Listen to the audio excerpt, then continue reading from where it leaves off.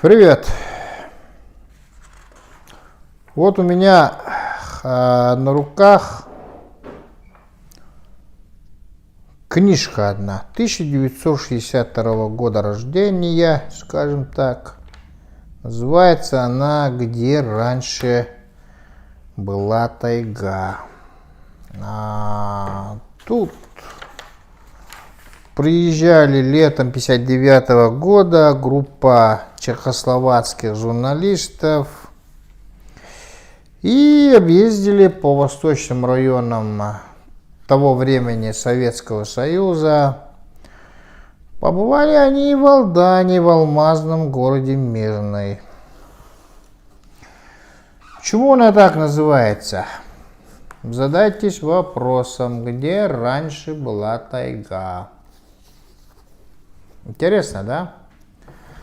Где раньше была тайга, там сейчас стоят город Мирный, город Нерюнгри, Алдан, Ленск. Полно городов, да? И вот смотрите, самое главное, это мы не будем разговаривать о том, что кто его осваивал. Осваивал-то Советский Союз с его мощами, да, с его силой. Самое главное, народной силой, объединяющей еще государство. А сейчас черт знает там, где мы, с кем мы. Олигархия одна правит, деньгами правит. Поэтому вот мы сегодня поговорим об этой книжке, да. Поэтому вот тогда, когда осваивали вот эту местность, да, Алдан, Мирный, Нерюнгри. Ну, конечно, тогда, 50-е годы, не было такого понятия, вернее, не было тогда самых ценных, это камушек, это алмазы. Необходимы были энергетические ресурсы. Разумеется, после этого Советский Союз, запланировав, запустил Вилюйскую ГЭС, которая сейчас снабжает полностью там Мирный, там группа Вилюйских районов. Ну вот, как ни странно, тогдашнего времени, в 90-91 году, вот это одночасье превратилось в частную собственность. А строили-то наши деды, наши бабушки и те, кто сюда приезжал, советские люди, в общем.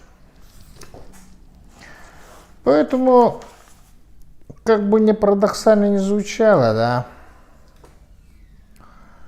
да, вот тут как раз таки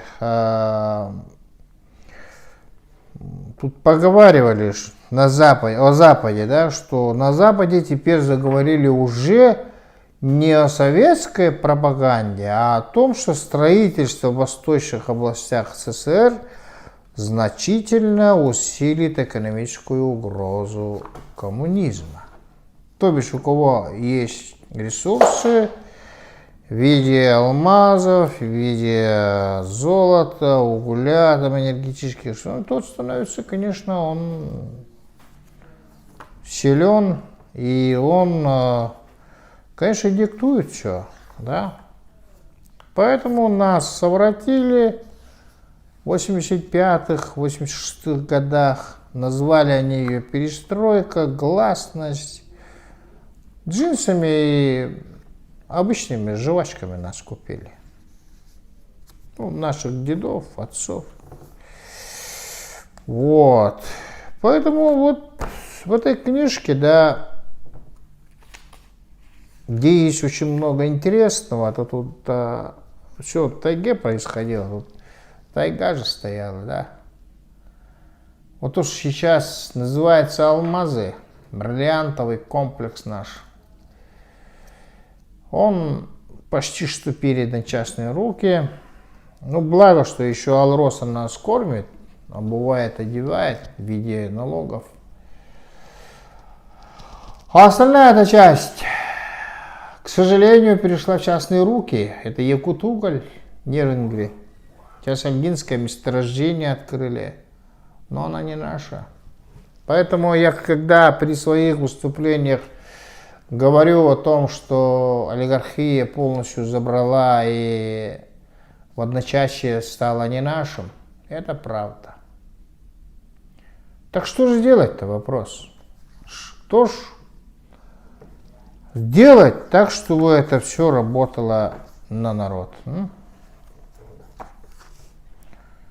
Вот где раньше была тайга, книжечка, да, 1962 года, абсолютно конкретно и очень четко указывает о том, что здесь освоивалось все Советским Союзом, тружениками нашими того периода, того времени. Но это должно вернуться обратно. Это не они же осваивали, которые сейчас нами правят, олигархия, богатые люди. Они должны уйти с нашей жизни. Каким образом, это другой вопрос. Вот что я хотел вам сказать. Потому что, та часть нашей жизни, которая прошла вот постперестроечное время, да, 30 лет уже исполняется, оказывается, в августе. Эти люди должны уйти с нашей жизни, со своей частной собственностью. Где есть частная собственность, как они руководят в России, где-то там на Западе или где-то, пусть ищут они там, где есть частная собственность, и она приветствуется. В Российской Федерации никогда это не приветствовалось. Они скоро уйдут. Это я вам гарантирую. Придут коммунисты к власти. И заживет народ, безработица от нашей жизни уйдет махом. Это я вам гарантирую. Поэтому величайшие люди той эпохи, Владимир Ильич Ленин, вождь нашей революции, генералиссимус, выдающийся руководитель нашей страны Иосиф Виссарионович Сталин, дали такую возможность народу, чтобы народ жил со своими трудностями, печалями, радостями, праздниками, сам с собой. Но, увы, оказалось, что в 1991 году никого не волновало. Еще раз повторяю, тем людям нужны были шмотки, сапожки для женщин. Вот так вот. Поэтому